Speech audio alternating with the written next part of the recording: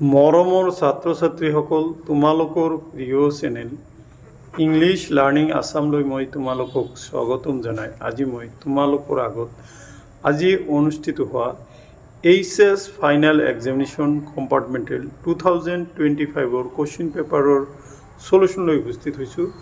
আজিৰ এই ভিডিঅ'ত মই তোমালোকৰ আগত আজি অনুষ্ঠিত হৈ যোৱা ছ'চিয়েল ছায়েন্সৰ কুৱেশ্যন পেপাৰখনৰ সেট এটো সম্পূৰ্ণৰূপে সমাধান কৰি দিবলৈ প্ৰয়াস কৰিম। পোনপ্ৰথমতে মই তোমালোকৰ আগত 45টা MCQ সলিউশ্যন সহ আলোচনা কৰিম। যিসকল মৰমৰ ছাত্ৰ ছাত্ৰীয়ে আজি তোমালোকে এইচএছ ফাইনেলৰ কম্পাৰ্টমেণ্টেল এক্সামিনেশ্যন 2025 দিলা, নিশ্চয় তোমালোকে কুৱেশ্যন পেপাৰখনৰ আনচাৰৰ লগত এই কুৱেশ্যনৰ আনচাৰ মিলাই চাবা। যিসকলৰ সেট এ সিহঁতে হুবহু তোমালোকে মিলাই চাবা, আৰু বাকী বি চি আৰু ডি থকা ছাত্ৰ ছাত্ৰীসকলে তোমালোকে অকণমান কুৱেশ্যনটো লৈ মিলাই চাবা, কিয়নো চাৰিটা সেটৰ ভিডিঅ' দিয়াটো অলপ কঠিন হয়। সেইকাৰণে মই এটা ভিডিঅ'তে চাৰিটাৰ আনচাৰ তোমালোকে মিলাই ল'ব লাগিব। গতিকে পলাচোন মৰমৰ ছাত্ৰ ছাত্ৰীসকল, আজিৰ এই ভিডিঅ'টোৰ লৈ আগবাঢ়ো। পোনপ্ৰথমতে দেখা তোমালোকৰ কুৱেশ্যনৰ প্ৰথম পেজত তোমালোকক দিয়া হৈছে ইনষ্ট্ৰাকশ্যনখিনি দিয়াই হৈছে। আশা কৰিছোঁ আজিৰ প্ৰশ্নটো ইমান এটা সহজ হোৱা নাছিল, তথাপি তোমালোকে পাছ কৰিবা বুলি আশা ৰাখিলোঁ, কিয়নো তোমালোকে কম্পাৰ্টমেণ্টেল পৰীক্ষাত পাছ কৰিলে তোমালোকৰ এটা বছৰ লছ নহ'ব। দেখা ছেকশ্যন এ, তলত দিয়া প্ৰশ্নবোৰৰ শুদ্ধ উত্তৰটো বাছি উলিওৱা। প্ৰশ্ন নং 1 পৰা প্ৰশ্ন নং 45লৈকে। যিহেতু কুৱেশ্যন পেপাৰত তোমালোকে চাই 5টা মিডিয়ামত দিয়া আছে, সেইকাৰণে কুৱেশ্যন পেপাৰখন অলপ দীঘল হয়। দেখা কুৱেশ্যন নম্বৰ 1, স্বদেশী আন্দোলনত ৰাখী বন্ধনৰ গুৰুত্ব কি আছিল? এ, ৰাখীসমূহ ভাৰতত উৎপাদন কৰা হৈছিল। বি, ই ভাতৃ ভগ্নীৰ মাজত বান্ধন শক্তিশালী কৰে।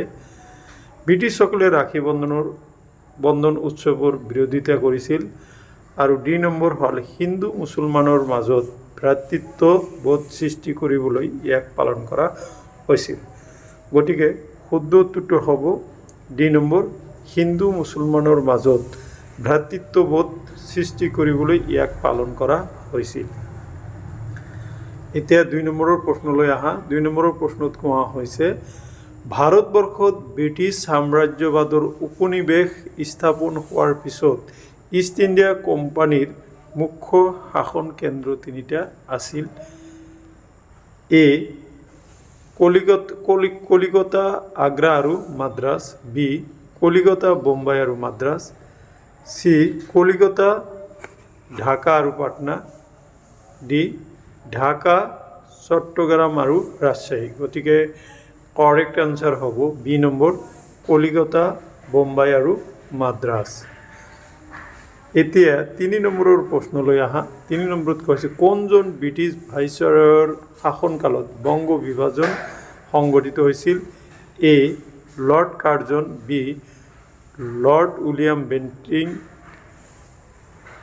C, Robert Clive. D, Lord William Hastings. গতিকে কাৰেক্ট আনচাৰ তোমালোকে এই নম্বৰটো দিব লাগিব, লৰ্ড কাৰ্জন। লৰ্ড কাৰ্জনৰ শাসনকালতে কি হৈছিল? বংগ বিভাজন সংঘটিত হৈছিল। Very easy question. এইখিনিতে তোমালোকক আৰু এটা কথা জনাব খুজিছোঁ যে যিসকল মৰমৰ ছাত্ৰ ছাত্ৰীয়ে এইচএছ ফাইনেল এক্সামিনেশ্যন 2026ত বহিবা, তোমালোকেও কুৱেশ্যন পেপাৰখন মডেল কুৱেশ্যন হিচাপে ইউজ কৰিব পাৰা। যিহেতু এইটো ফাইনেলৰে প্ৰশ্ন, গতিকে তোমালোকে এইখিনিও চাবা বুলি আশা ৰাখিছোঁ। প্ৰশ্ন 4, স্বদেশী আন্দোলনে ভাৰতত ব্ৰিটিছৰ বাণিজ্যৰ আধিপত্য কমোৱাত কেনেদৰে অৰিহণা যোগাইছিল? এ, ই পোনপটীয়াকৈ ব্ৰিটিছ বাণিজ্যিক বাধা নিষেধবোৰ আঁতৰাই লাইছিল। বি, ই থলুৱা উদ্যোগসমূহৰ বিকাশ আৰু ব্ৰিটিছ বয় বস্তুৰ ওপৰত নিৰ্ভৰশীলতা সীমিত কৰাত উৎসাহ যোগাইছিল। চি, ই ভাৰত আৰু বিদেশী ৰাষ্ট্ৰসমূহৰ মাজত বাণিজ্যিক চুক্তি সম্পাদনৰ সুবিধা কৰি দিছিল। আৰু তোমালোকে ডি নম্বৰত দেখা ই ব্ৰিটিছৰ বাণিজ্যিক নীতিসমূহক প্ৰভাৱিত কৰাত বিফল হৈছিল আৰু ইয়াৰ প্ৰভাৱ প্ৰায় নাছিলেই। গতিকে ইয়াতে তোমালোকে দেখা তোমালোকে ইয়াৰ কাৰেক্ট আনচাৰটো তোমালোকে লিখিব লাগিব বি নম্বৰ। গতিকে বি নম্বৰ হ'ল ই থলুৱা উদ্যোগসমূহৰ বিকাশ আৰু ব্ৰিটিছ বয় বস্তুৰ ওপৰত নিৰ্ভৰশীলতা সীমিত কৰাত উৎসাহ যোগাইছিল। এতিয়া দেখা কুৱেশ্যন নম্বৰ 5 লৈ আহা। কুৱেশ্যন নম্বৰ 5ত কোৱা হৈছে সুভাষ চন্দ্ৰ বসু সম্পৰ্কে তলত দিয়া উক্তিবোৰৰ কোনটো সঁচা নহয়? এ উৰিষ্যাৰ কটকত সুভাষ চন্দ্ৰ বসুৰ জন্ম হৈছিল, এইটো শুদ্ধ। বি তেখেত ঝান্সী ৰাণী ৰেজিমেণ্টৰ সৈতে যুক্ত নাছিল, এইটো মিছা। তেখেত ভাৰতীয় জাতীয় কংগ্ৰেছৰ সভাপতি হিচাপে দুবাৰ নিৰ্বাচিত হৈছিল, এইটো সঁচা। তেখেতে ছিংগাপুৰত ভাৰতীয় জাতীয় সেনাৰ পুনৰ গঠন কৰিছিল। গতিকে শুদ্ধটোতো তোমালোকে বি নম্বৰত দিব লাগিব, কাৰণ বি নম্বৰটো হ'ব তোমালোকৰ শুদ্ধ। গতিকে তোমালোকে সেইটো দিবা। অ'কে, এতিয়া দেখা কুৱেশ্যন নম্বৰ 6 লৈ আহা। কুৱেশ্যন নম্বৰ 6ত কৈছে তলৰ প্ৰশ্নটোত দাবী এ আৰু কাৰণ আৰ হিচাপে দুটা উক্তি দিয়া হৈছে, উক্তিকেইটা পঢ়া আৰু শুদ্ধ উত্তৰটো বিচাৰ কৰা। দেখা দাবী এ ৰবীন্দ্ৰনাথ ঠাকুৰৰ নাইট উপাধি ত্যাগৰ সিদ্ধান্ত 1919 চনৰ এক কৰুণ ঘটনাৰ দ্বাৰা প্ৰভাৱিত হৈছিল, কাৰণ জালিয়ানৱালা বাগৰ হত্যাকাণ্ডত ব্ৰিটিছ নিৰাপত্তাৰক্ষীয়ে এদল বৃহৎ নিৰস্ত্ৰ ভাৰতীয় প্ৰতিবাদকাৰীৰ ওপৰত গুলীচালনা কৰিছিল, যি ঘটনাই ব্ৰিটিছ শাসনৰ প্ৰতি থকা ৰবীন্দ্ৰনাথ ঠাকুৰৰ দৃষ্টিভংগীত তাৎপৰ্যপূৰ্ণভাৱে প্ৰভাৱ পেলাইছিল। দেখা তোমালোকৰ ইয়াতে দিয়া আছে এ নম্বৰ এ সত্য কিন্তু আৰ অসত্য, বি এ অসত্য কিন্তু আৰ সত্য, চি এ আৰু বি উভয় সত্য আৰু বি এৰ শুদ্ধ ব্যাখ্যা, এ আৰু বি দুটাই সত্য কিন্তু আৰ এৰ শুদ্ধ ব্যাখ্যা নহয়। কাৰেক্ট এনচাৰ চি হ'ব। দেখা তাৰপিছত তোমালোকে 7 নম্বৰ তলত দিয়া তথ্যসমূহৰ পৰা আন্দোলনটো চিনাক্ত কৰা। ইয়াতে 1 নম্বৰত দিছে ভাৰতৰ স্বাধীনতা সংগ্ৰামৰ ইতিহাসত এইটোৱে প্ৰথম সৰ্ববৃহৎ আন্দোলন হিচাপে পৰিগণিত হৈছিল। ইয়াতে দিছে কি 2 নম্বৰ জালিয়ানৱালা বাগৰ হত্যাকাণ্ড এই আন্দোলনৰ এক অন্যতম প্ৰধান কাৰণ আছিল। 3 গান্ধীজীয়ে চৌৰি চৌৰাৰ হিংসাত্মক ঘটনাৰ বাবে আন্দোলনটো বন্ধ কৰিছিল। ইয়াতে অপশ্যনবিলাক দিয়া আছে এ খিলাফত আন্দোলন, বি অসহযোগ আন্দোলন, চি আইন অমান্য আন্দোলন, ডি ভাৰত ত্যাগ আন্দোলন। গতিকে কাৰেক্ট এনচাৰ তোমালোকে দিব লাগিব কি কাৰেক্ট এনচাৰটো তোমালোকে বি নম্বৰত দিব লাগিব অসহযোগ আন্দোলন। 8 নম্বৰ অসমত ব্ৰিটিছৰ ৰাজনীতি সংক্ৰান্তত তলত দিয়া কোনকেইটা বিৱৰণ শুদ্ধ? এইটো 1 ইয়াত বয় বস্তুৰ মাধ্যমেৰে ৰাজহ আদায় দিয়াৰ ব্যৱস্থা আছিল। 2 ই মহাজনৰ সৃষ্টি কৰিছিল। 3 চাহ বাগিচাৰ অন্তৰ্গত মাটি কৰৰ পৰা ৰেহাই দিয়া হৈছিল। আৰু 4 ৰাজহৰ পৰিশোধৰ ব্যৱস্থা নগদ ধনৰ মাধ্যমেৰে হৈছিল। গতিকে কাৰেক্ট অপশ্যন তোমালোকে বি নম্বৰ 2, 3 আৰু 4 হ'ব। 9 নম্বৰলৈ আহা।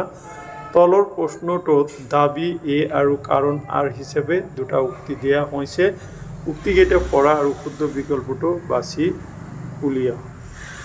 এতিয়া দেখা ইয়াতে কাৰেক্ট অপশ্যন দিছে এ আৰু আৰ উভয় সত্য আৰু আৰ এৰ শুদ্ধ ব্যাখ্যা। তোমালোকে দেখা 10 নম্বৰত কোৱা হৈছে তলত দিয়া ঐতিহাসিক পৰিঘটনাসমূহৰ ক্ৰমৰ পৰা পুৰণিৰ পৰা নতুনলৈ সজোৱা সঠিক ক্ৰমৰ বিকল্পটো বাছি উলিওৱা ইয়াতে দিয়া হৈছে যে A number rice mill Phulaguri ধাৱা ৰংগিয়াৰ কৃষক বিদ্ৰোহ লাচিমাৰ কৃষক বিদ্ৰোহ এইটোৱেই হ'ব কাৰেক্ট গতিকে ৰাইচ মিল ৰংগিয়াৰ বি নম্বৰ এইটো শুদ্ধ নহ'ব চি নম্বৰত দিছে ৰাইচ মিল ৰংগিয়াৰ কৃষক বিদ্ৰোহ ফুলগুৰি ধাৱা লাচিমাৰ বিদ্ৰোহ আৰু ডি নম্বৰত দিছে যে ৰাইচ মিল ফুলগুৰি ধাৱা লাচিমাৰ কৃষক বিদ্ৰোহ ৰংগিয়াৰ কৃষক বিদ্ৰোহ এইটো অশুদ্ধ গতিকে এই নম্বৰটো হ'ব শুদ্ধ 11 নম্বৰলৈ আহা তলৰ উক্তি কেইটাৰ পৰা যোৰহাটৰ সাৰ্বজনীন সভাৰ উদ্দেশ্যসমূহ বাছি উলিওৱা 1 আছে ৰাইজৰ আশা আকাংক্ষাৰ বিষয়ে চৰকাৰক অৱগত কৰা এইটো ৰাইট বিনোদনৰ উদ্দেশ্যে সাংস্কৃতিক কাৰ্যসূচী আয়োজন কৰা এইটো অশুদ্ধ চৰকাৰী নীতিসমূহ জনসাধাৰণক বুজোৱা এইটো শুদ্ধ আৰু 4 নম্বৰত আছে অঞ্চলটোত ব্যক্তিগত ব্যৱসায়ৰ উন্নতি সাধন কৰা এইটো অশুদ্ধ গতিকে ইয়াতে এত আছে 4টা উক্তি শুদ্ধ বিত আছে কেৱল উক্তি 1 আৰু 3 শুদ্ধ চিত আছে কেৱল উত্তৰ উক্তি 3 শুদ্ধ আৰু ডিত আছে কেৱল উক্তি 2 আৰু 4 শুদ্ধ কাৰেক্ট আনসাৰ হ'ব বি নম্বৰ কেৱল উক্তি 1 আৰু 3 শুদ্ধ এতিয়া 12 নম্বৰৰ প্ৰশ্নলৈ আহা 12 নম্বৰ প্ৰশ্ন দিছে অসম ছাত্ৰ সন্মিলন গঠিত হৈছিল এ 1916 চনত বি 1917 চনত ডি সি 1918 চনত ডি 1920 চনত কারেক্ট আনসার 1916 চনত 13 নম্বৰলৈ আহা তলত দিয়া পৰিঘটনাসমূহ কালক্ৰম অনুসৰি সজোৱা আৰু শুদ্ধ উত্তৰটো বাছি উলিওৱা দেখা আহোম সভাৰ গঠন এইটো 1893 চন জ্ঞান প্ৰদায়িনী সভাৰ গঠন 1857 অসম এছ'চিয়েশ্যনৰ অসম ছাত্ৰ সন্মিলনৰ প্ৰথম অধিৱেশন 1916 আৰু আসাম এছ'চিয়েশ্যন গঠন 1903 গতিকে তোমালোকে ইয়াতে দেখা তোমালোকে চনবিলাক যেহেতু দিয়াই হৈছে ইয়াতে চি নম্বৰটো হ'ব কাৰেক্ট 2 1 4 3 তোমালোকে কোৱেশ্চনবিলাকত মই লিখি দিছোঁ এইখিনি চালে গম পাবা 14 নম্বৰটো চোৱা 14 নম্বৰ দিশে তলত দিয়া বৰ মিলোৱা আৰু শুদ্ধ উত্তৰটো বাছি উলিওৱা 1 মুণ্ডক উপনিষদ এইটো মিলালে হ'ব সত্যমাই জয়তে মহাভাৰত অহিংসা পৰম ধৰ্ম ৰামায়ণ জননী জন্ম ভূমিষ্য স্বৰ্গদপি গৰিয়সী তাৰপিছত মহাপনিষদ এইটোত আছে বহু দৈৱ কুটুম্ব কম গতিকে কাৰেক্ট আনসাৰটোত মই মিলাই দিছোঁ তোমালোকে মিলাই চাবা ইয়াতে আছে চি নম্বৰ হ'ব correct 1C 2A 3D 4B now come to question number 15 question number 15ত কোৱা হৈছে যে তোমাক যদি সাংস্কৃতিক উৎসৱ এটাত প্ৰদৰ্শন কৰিবলৈ এটা ওজাপালি অনুষ্ঠান আয়োজন কৰিবলৈ দিয়া হয় তেন্তে তলত দিয়া কোনকেইটা দিশ ইয়াৰ বিশুদ্ধতা নিশ্চিত কৰিবলৈ অপৰিহাৰ্য হ'ব ইয়াতে দিছে এ পৰম্পৰাগত সাজপাৰ সংগীত আৰু সাধু কোৱা পদ্ধতি প্ৰয়োগ কৰি গতিকে এই নম্বৰটোৱে হ'ব তোমাৰ কাৰেক্ট পৰম্পৰাগত সাজপাৰ সংগীত আৰু সাধু কোৱা পদ্ধতি প্ৰয়োগ কৰি বাকি বি নম্বৰত আছিল সমসাময়িক সংগীতৰ ধাৰাবোৰত দৃষ্টি নিক্ষেপ কৰি চি নম্বৰত আছিল বিভিন্ন অঞ্চলৰ জনপ্ৰিয় নৃত্য শৈলীবোৰ সাঙুৰি ডিত আছে মঞ্চায়ন আৰু আধুনিক প্ৰযুক্তি আৰু উদ্ভাৱনীয় বিলাক অগ্ৰাধিকাৰ দিয়া এতিয়া 16 নম্বৰৰ প্ৰশ্নত আহা তলাতল ঘৰৰ নিৰ্মাণ কাৰ্য কোনে আৰম্ভ কৰিছিল এত আছে ৰাজেশ্বৰ সিংহ বিত আছে গদাধৰ সিংহ চিত আছে প্ৰমত্ত সিংহ ডিত আছে ৰুদ্ৰসিংহ গতিকে কাৰেক্ট আনসাৰ তোমালোকে ডি ৰুদ্ৰসিংহই দিব লাগিব কাৰেক্ট আনসাৰ ডিটোই শুদ্ধ তাৰপিছত দেখা 17 নম্বৰলৈকে আহা তলৰ কোনটো উক্তিয়ে যোগবিদ্যাৰ মূল উদ্দেশ্য সকলোতকৈ ভালদৰে বৰ্ণনা কৰে এ যোগবিদ্যা প্ৰধানতঃ নিদ্ৰা উন্নত কৰিবলৈ ব্যৱহাৰ কৰা এটা শিথিলকৰণ পদ্ধতি এইটো নহয় বি নম্বৰ যোগবিদ্যা হৈছে শাৰীৰিক নমনীয়তা আৰু সমন্বয় উন্নতি কৰিবলৈ প্ৰস্তুত কৰা এখন নৃত্যসূচী, এটাও নহয়। চি নম্বৰ যোগবিদ্যা হৈছে মাংসপেশীৰ শক্তি বঢ়াবলৈ প্ৰস্তুত কৰা এক আধুনিক ব্যায়ামসূচী, এটাও নহয়। ডি নম্বৰত দিছে যোগবিদ্যা হৈছে বৈদিক যুগৰ পৰা চলি অহা শাৰীৰিক মানসিক আৰু আধ্যাত্মিক উৎকৰ্ষ সাধনৰ এক সক্ৰিয় পদ্ধতি। গতিকে ডি নম্বৰ হ'ব কাৰেক্ট এনচাৰ। যোগবিদ্যা হৈছে বৈদিক যুগৰ পৰা চলি অহা শাৰীৰিক মানসিক আৰু আধ্যাত্মিক উৎকৰ্ষ সাধনৰ এক সক্ৰিয় পদ্ধতি। এতিয়া দেখাই 18 নম্বৰৰ প্ৰশ্নলৈ অহা তলৰ কোনটো সম্পদ সংৰক্ষণৰ এটা শুদ্ধ পদ্ধতি নহয়? এ সংৰক্ষণ সম্পৰ্কীয় আইনৰ কাৰ্যকৰণ, এইটো শুদ্ধ। বায়ুমণ্ডলত সেউজ গৃহৰ নিৰ্গমন, এইটো অশুদ্ধ। সম্পদসমূহৰ ভৱিষ্যতৰ প্ৰয়োজন নিৰ্ধাৰণ, এইটো শুদ্ধ। আৰু জ্ঞান আৰু শিক্ষাৰ সম্প্ৰসাৰণ, গতিকে ইয়াতে অশুদ্ধ হ'ব বি নম্বৰ আৰু বাকী গোটেইকেইটা শুদ্ধ। অ'কে, এতিয়া দেখা তোমালোকৰ এতিয়া হ'ল 19 নম্বৰলৈ অহা তলৰ কোনটো জোৰ সঠিকভাৱে মিলোৱা আছে? দেখা প্ৰাকৃতিক সম্পদ কয়লা, প্ৰাকৃতিক সম্পদ বনজুই, প্ৰাকৃতিক সম্পদ বানপানী, প্ৰাকৃতিক সম্পদ উদ্যোগ। গতিকে কাৰেক্ট এনচাৰ হ'ব এ প্ৰাকৃতিক সম্পদ হ'ল কয়লা, বাকীকেইটা কিন্তু প্ৰাকৃতিক সম্পদ নহয়। তাৰপিছত দেখা 20 নম্বৰ তলৰ কোনটো সম্পত্তি বলা হয়? এ ৰাসায়নিক কীটনাশক দ্ৰব্য, এইটো নহয়। সূৰ্যৰ ৰশ্মি, এইটোও নহয়। সামাজিক অনুষ্ঠান, এইটো হয়। উপযুক্ত চৰকাৰ, এইটো নহয়। গতিকে চি নম্বৰ হ'ব শুদ্ধ উত্তৰ। এতিয়া 21 নম্বৰ তলত দুটা উক্তি দিয়া হৈছে, এটাক দাবী এ হিচাপে আৰু আনটোক কাৰণ আৰ হিচাপে চিহ্নিত কৰি উক্তিকেইটা পঢ়া আৰু শুদ্ধ বিকল্পটো বাছি উলিওৱা। এতিয়া দাবীত আছে সম্পদ সংৰক্ষণৰ প্ৰক্ৰিয়াটো নিজে নিজে কাৰ্যক্ষম হৈ থাকিব নোৱাৰে। সংৰক্ষণৰ সুপৰিকল্পিত আঁচনিৰ সঠিক ৰূপায়ণ অত্যন্ত জৰুৰী। কাৰেক্ট অপশ্যন হ'ব এ অশুদ্ধ কিন্তু আৰ শুদ্ধ। বি এইবিলাকৰ অশুদ্ধ, মই পঢ়ি নগ'লোঁ, জাষ্ট তোমালোকক দেখাই গৈছোঁ। নাও কাম টু 22 নম্বৰ প্ৰশ্ন তলত দিয়াবোৰৰ কোনটো শক্তিৰ অপৰম্পৰাগত উৎস? খুব সহজ প্ৰশ্ন এইটো।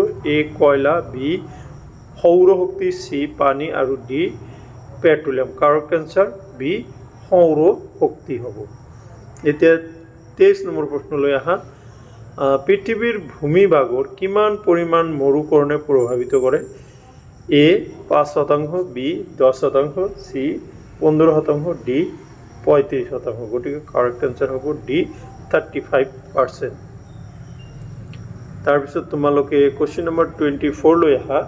24ত কৈছে কৃষিকাৰ্যত ৰাসায়নিক সাৰৰ প্ৰয়োগ সম্পৰ্কে উক্তি 1 আৰু 2 বিচাৰ কৰা আৰু শুদ্ধ বিকল্পটো বাছি উলিওৱা। ইয়াতে কোৱা হৈছে ৰাসায়নিক সাৰ জৈৱ পচনশীল নহয়, সেয়েহে ইয়াক অত্যধিক প্ৰয়োগে মাটি প্ৰদূষিত কৰে। এইটো ৰাসায়নিক সাৰ জৈৱ পচনশীল হয় নহয়, এইটো ৰং হ'ব। তাৰপিছত 2 নম্বৰত দিছে কি ৰাসায়নিক সাৰে শস্যৰ উৎপাদন আৰু মাটিৰ প্ৰাকৃতিক উৰ্বৰতা বৃদ্ধি কৰে। ইয়াতে এত আছে 1 আৰু 2 উভয়ে শুদ্ধ, বিত আছে 1 আৰু 2 উভয়ে অশুদ্ধ। কাৰেক্ট এনচাৰ বি 1 আৰু 2 উভয়ে অশুদ্ধ। চি দ্বিতীয় চাই যোৱা। তাৰপিছত 25 নম্বৰৰ প্ৰশ্নলৈ আহা তলৰ কোনবোৰ জীৱাশ্ম ইন্ধনৰ বৰ্ধিত ব্যৱহাৰৰ সম্ভাৱ্য প্ৰভাৱ? এইটো দেখা ইয়াতে দিছে 1 গোলকীয় উত্তাপ বৃদ্ধি, 2 সেউজগৃহ গেছসমূহৰ বৃদ্ধি, 3 এচিড বৰষুণ, 4 বায়ু প্ৰদূষণ। গতিকে এইটো গোটেইকেইটা হ'ব ডি নম্বৰ 1, 2, 3, 4। 26 তলত দিয়া বায়ুমণ্ডলৰ গেছবোৰৰ কোনটোৱে এচিড বৰষুণ সৃষ্টি কৰে? দেখা ইয়াতে দিছে A argon, B carbon monoxide, C nitrogen, D sulphur dioxide. গতিকে এচিড বৰষুণ সৃষ্টি কৰে sulphur dioxide, D number হ'ব কাৰেক্ট। 27 তলৰ কোনবোৰ সেউজগৃহ gas? 1 methane, B nitrous oxide, C nitrogen, D oxygen, 4 জলীয় বাষ্প। গতিকে কারেক্ট আনসার হ'ব 1 মিথেন আৰু জলীয় বাষ্প। 1 আৰু 1 এইটো সৰি 3 নম্বৰ হ'ব 1 2 আৰু 5 হ'ব কাৰেক্ট আনসাৰ এ। 28 নম্বৰলৈ আহা। 28 নম্বৰত কোৱা হৈছে ইউৰোপ আৰু এছিয়াক কোনটো পৰ্বতমালাই পৃথক কৰিছে? এ আলপছ, বি ইউৰাল, সি হিমালয়, ডি ৰকি। গতিকে কাৰেক্ট আনসাৰ ইউৰাল।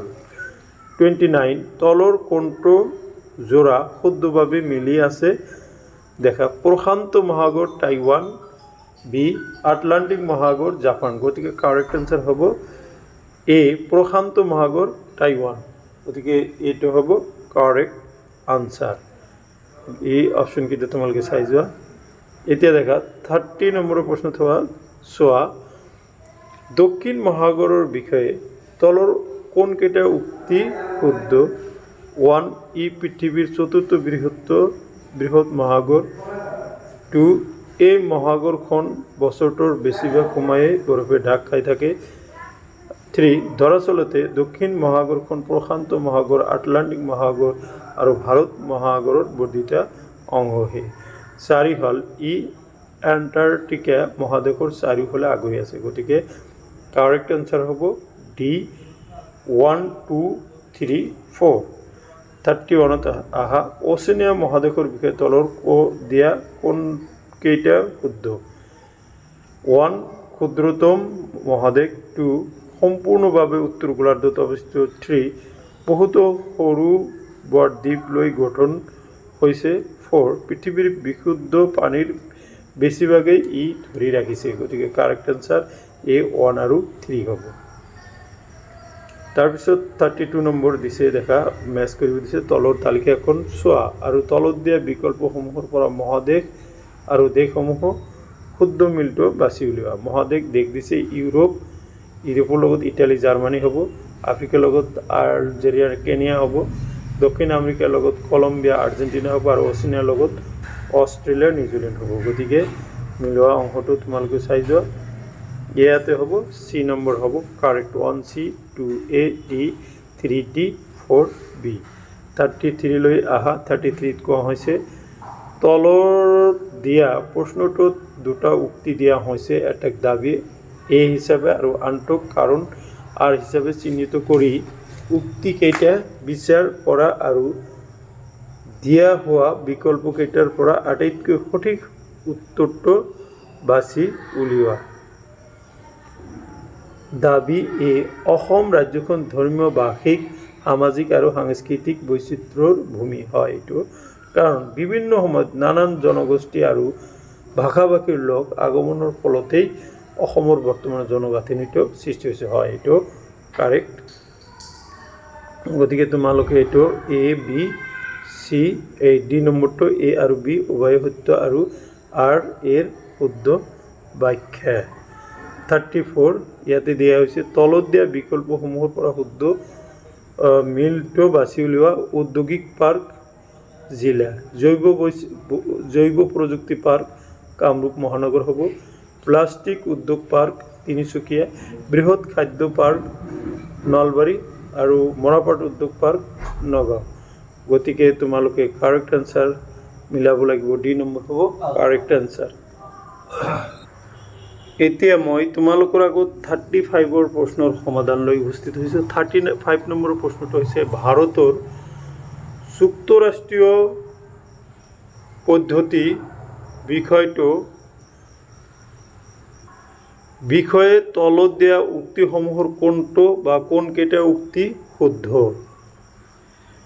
1 1935 চনৰ ভাৰত চৰকাৰৰ আইন অনুসৰি ভাৰতত যুক্তৰাষ্ট্ৰীয় পদ্ধতিৰ প্ৰৱৰ্তন কৰা হৈছে। এইটো শুদ্ধ হয়। ভাৰতত দ্বৈত নাগৰিকত্বৰ ব্যৱস্থা আছে। এইটো অশুদ্ধ হয়। ভাৰতৰ সংবিধানত যুক্তৰাষ্ট্ৰ শব্দটোৰ উল্লেখ আছে। শুদ্ধ। কেন্দ্ৰতকৈ ভাৰতৰ ৰাজ্যসমূহ অধিক শক্তিশালী। এইটো অশুদ্ধ। গতিকে কাৰেক্ট আনসাৰ হ'ব বি 1 আৰু 3। 36 তলৰ প্ৰশ্নটো দাবী এ আৰু কাৰণ আৰ হিচাপে দুটা উক্তি দিয়া হৈছে। উক্তিকেইটা পঢ়া আৰু শুদ্ধ বিকল্পটো বাছি উলিওৱা। ইয়াতে দিছে দাবী এ ভাৰতত ৰাজতান্ত্ৰিক চৰকাৰ নাই। কাৰেক্ট, কাৰণ ভাৰতত প্ৰধানমন্ত্ৰী হৈছে চৰকাৰৰ মুৰব্বী। এইটো কাৰেক্ট। চ' তোমালোকে এইটো দিব লাগিব এ আৰু বি উভয়ে সত্য। এ কাৰণ এৰ শুদ্ধ ব্যাখ্যা নহয়, কিন্তু আৰ এৰ শুদ্ধ ব্যাখ্যা নহয়। বি নম্বৰটো হ'ব কাৰেক্ট। দেখা 37 নম্বৰ, ৰাষ্ট্ৰসংঘৰ নিৰাপত্তা পৰিষদৰ স্থায়ী সদস্য ৰাষ্ট্ৰ সংক্ৰান্তত শুদ্ধ বিকল্পটো বাছি উলিওৱা। এত দিয়া হৈছে কি ৰাছিয়া, জাৰ্মানী, আমেৰিকা যুক্তৰাষ্ট্ৰ, গ্ৰেট ব্ৰিটেইন, চীন। তাৰপিছত বিত আছে ৰাছিয়া, জাপান, আমেৰিকা যুক্তৰাষ্ট্ৰ, গ্ৰেট ব্ৰিটেইন, চীন। চিত আছে আমেৰিকা যুক্তৰাষ্ট্ৰ, ফ্ৰান্স, ৰাছিয়া, জাৰ্মানী, চীন। এতিয়া দেখা ডি নম্বৰ হ'ব কাৰেক্ট, ৰাছিয়া, ফ্ৰান্স, আমেৰিকা যুক্তৰাষ্ট্ৰ, গ্ৰেট ব্ৰিটেইন, চীন। 38 নম্বৰৰ প্ৰশ্নলৈ আহা। 38ত আছে ৰাষ্ট্ৰসংঘৰ দিৱস কোন তাৰিখে পালন কৰে। ভেৰি ইজি প্ৰশ্ন। তোমালোকে দেখা 24 আগষ্ট, 24 অক্টোবৰ, 21 জুন আৰু 5 ছেপ্টেম্বৰ। কাৰেক্ট এনচাৰ হ'ব তোমালোকৰ 24 অক্টোবৰ। 24 অক্টোবৰৰ দিনা ৰাষ্ট্ৰসংঘ দিৱস হিচাপে পালন কৰা হয়। এতিয়া মই 39 নম্বৰ প্ৰশ্নলৈ আহিছোঁ। ৰাষ্ট্ৰসংঘৰ নিৰাপত্তা পৰিষদৰ বিষয়ে উক্তি 1 আৰু 2 বিচাৰ কৰা আৰু শুদ্ধ উত্তৰটো বাছি উলিওৱা। উক্তি 1ত দিছে নিৰাপত্তা পৰিষদৰ স্থায়ী সদস্যসকলে ভেটো ক্ষমতা প্ৰয়োগ কৰাৰ অধিকাৰ আছে। Yes, correct. 2 উক্তি 2 নিৰাপত্তা পৰিষদৰ অনুমোদন ক্ৰমে সাধাৰণ সভাই সচিব প্ৰধানক নিয়োগ কৰে। এইটো শুদ্ধ। গতিকে দেখা দুটাই শুদ্ধ হ'ব। দেখা এত আছে উক্তি 1 সত্য, 2 অসত্য। বিত আছে উক্তি 1 অসত্য, 2 সত্য। 3ত আছে উক্তি 1 আৰু 2 দুটাই সত্য।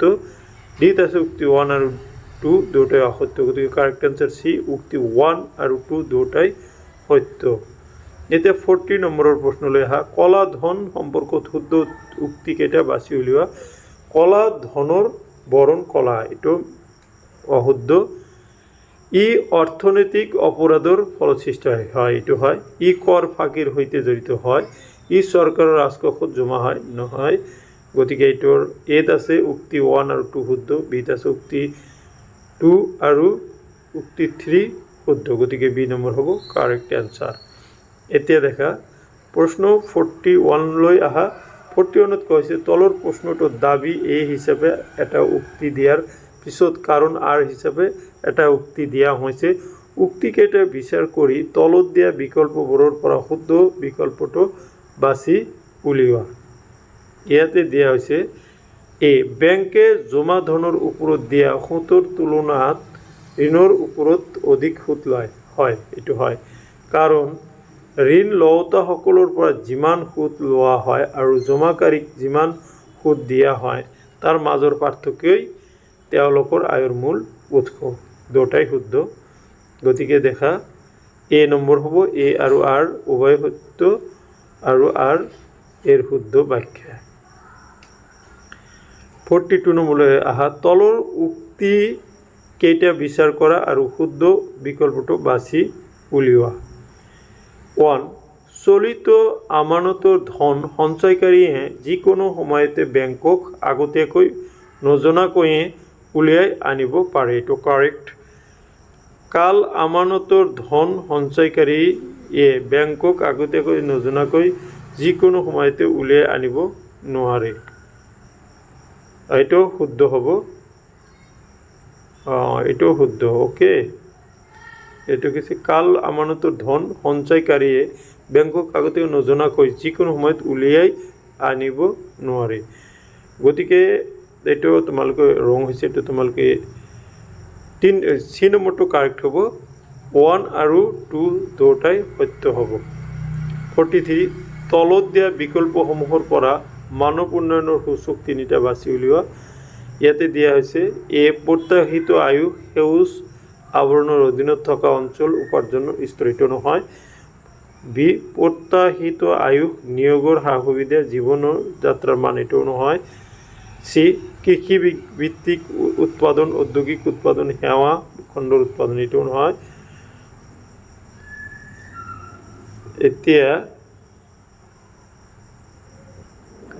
দুই নম্বৰ হ'ল প্ৰত্যাশিত আয়ুস, শিক্ষা আৰু জীৱন যাত্ৰাৰ মান। গতিকে কাৰেক্ট এনচাৰ হ'ব ডি, প্ৰত্যাশিত আয়ুস, শিক্ষা আৰু জীৱন যাত্ৰাৰ মান হ'ব।